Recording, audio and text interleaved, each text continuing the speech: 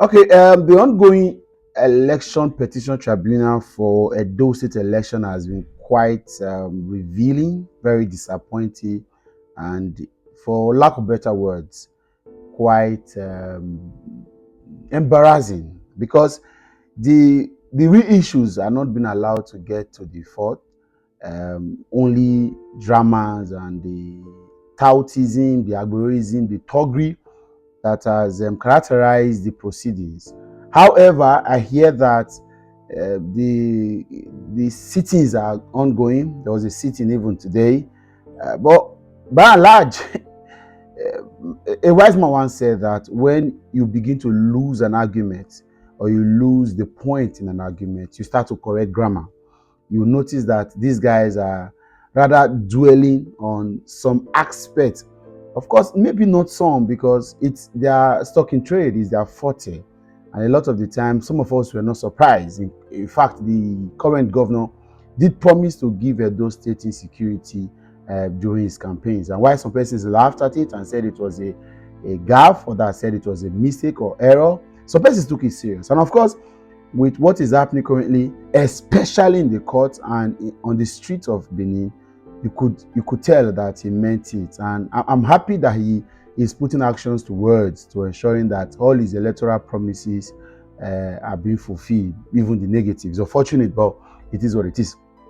Basically, I've been following the proceedings. I do not want to, like I said, I don't believe in the process, but a few persons are saying, give attention to it even if you don't.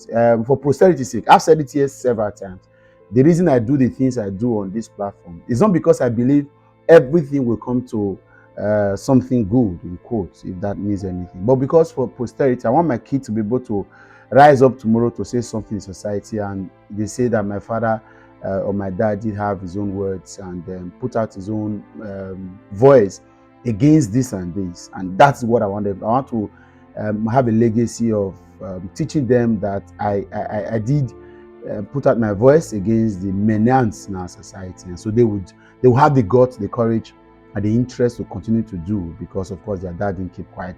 Beyond that, and maybe a few other personal values and principles that I stand for, not to keep him quiet. A lot of these things are enough for you to just cut the bluff of it and ignore, because what else do you want to talk about when people who do not deserve to be given appointment or contract and have been hired to come to court to come and disrupt court proceedings, when people, even with the kangaroo suspensions and appointments in the local government administration that they are doing, there are some of these elements that do not deserve any of those appointments, whether in the most minutest of places, in the most minutest of offices, in the most inconsequential offices. They do not deserve it.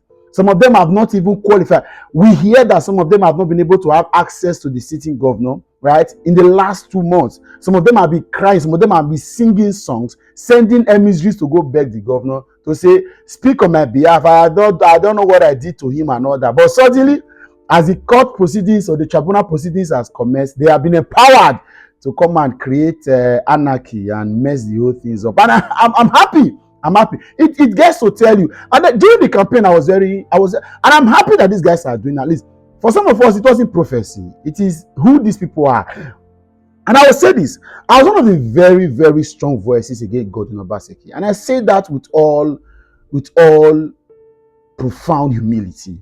I spoke against every single thing Obaseki did wrong, including at the latest, the crisis that happened at the exit gate of the Benin airport. I spoke against it largely, and I was very vocal about it. I used words that I was not supposed to use against the governor because I was disappointed that him. And like I said, in all his 8 years in government, you're a technocrat, for Christ's sake. There were certain things that you were not supposed to do. However, now look at it.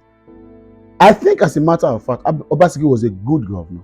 Maybe he had a problem with people's administration, people's relationship, interpersonal relationship, and a lot of that.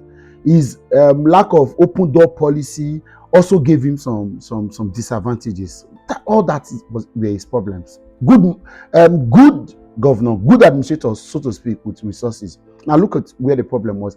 For Obaseki's government, I agree that he was also very brutal, but he was one man being brutal in a government that have many influences. Apart from Obaseki, every other person that played key role in Obaseki's government are still in Benin City and or Edo State as I talk to you. The former deputy governor, the latest deputy governor, the SHSG, all his commissioners, even those, for example, have you heard that anybody is running after any? That's to tell you that Obaseki was the only man, so to speak, that was a fighter in his government. And of course, remember that there are some necessary fights you have to fight. I'm not saying every fight you fought were wrong. We just said sometimes do not allow this fight to distract you from doing the things you're doing. Now look at it. In this government that is currently sitting, everybody fights.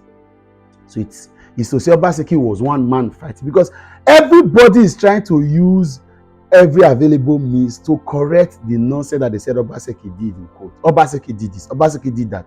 And then in 2025, for a state like us that is supposed to be thriving on the opportunities and resources with the current economic state of this country, with the current dilapidating situation, with the current challenge with our economy, with the fact that revenues are depleting, with the issues around all of this, the attendant economic viabilities that we are discussing, how to move the state forward, the governor and the whole of the cabinet. As I talk to you right now, the cabinet has not been formed, and that's it will be 2 months, right? In a couple of days' time, the cabinet has not been formed. However, the concentration is to allow thugs to continue to take charge of this government. So when I said before the election that we are returning to the era of thuggery, some of you were coming to hear, and that's where we are at the moment. And at this moment, at this point of my life, a lot of you have told me, I've seen inboxes and see, at this point of my life, at this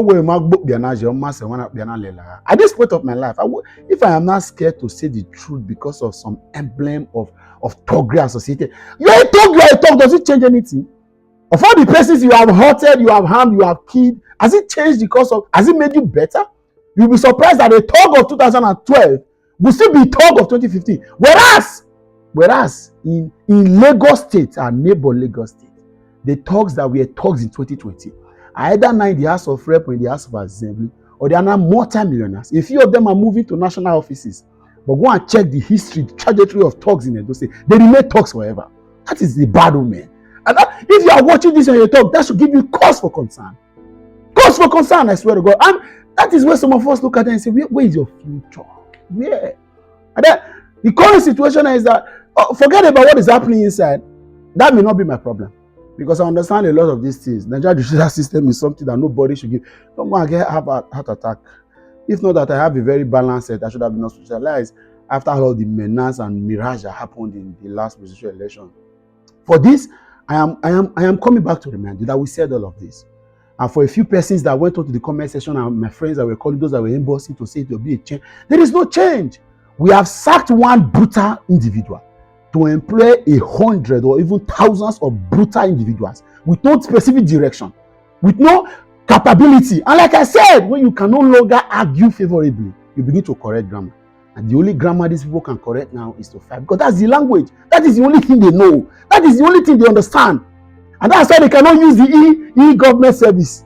They cannot continue the e-system of governance. They cannot continue anything but thuggery, doing thuggery. Now there with their forte. Thuggery.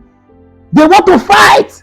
When we are suit, when we are native, we forget when they decide to fight. They knock chest. And people are, I saw somebody, a man of God, do video say they tear and slap. Yeah. If I were in this government, videos like that will have nowhere to surface, because that's already a brand. And guess what? It will only be a matter of time. These people got sympathy. They got sympathy. A few votes, they got a sympathy vote. Because, of course, people were going to vote against Obaseki. And so people allowed them. But the same Edo people look at them now to say, no. We did not see this for 8 years. We only read in papers that the governor was fighting this, had issues with this, but it did not come to our doorstep. We will not see people brandishing AK-47 and pump action on the streets of Benin, shooting in the air and masking up. There's not been a case for a long time. The last time Obaseki tried to do that in the airport situation, where he had his Edo State Security Service go to stop the deputy governor from parading himself around Benin, some of us criticized him. And when I say what I say, I say that I don't delete videos, so go and check. I've criticized every single thing, even to the point of removing the security post on Philip Shaibu's street. I said it was blocking. I criticized it. I said, Governor, you are a technocrat focus. Unfortunately, I cannot tell you whether is a technocrat. Who is he? Papa Tog. What can I say to them, Mr. Hausa? Who is he? So when we say Governor Baseki, a technocrat, focus on technocratism. Focus on your. What can we tell this current government? This is what they are. You see, Anna. Don't expect too much. We will do this for the next 4 years. Except God intervenes and says, no, this nonsense should stop and sack this government. We are going to. Guess what? When they finish fighting this fight, they can no longer fight outside. They'll start to fight inside because they cannot produce results. They can't do more than. They can't shield. They can't take away any of these characteristics. This is who they are. This is who they are. So don't expect so much of them. So a lot of you are surprised. I'm surprised that you are surprised. Oh yes, I'm embarrassed that you are embarrassed. I swear to God, come up from my front.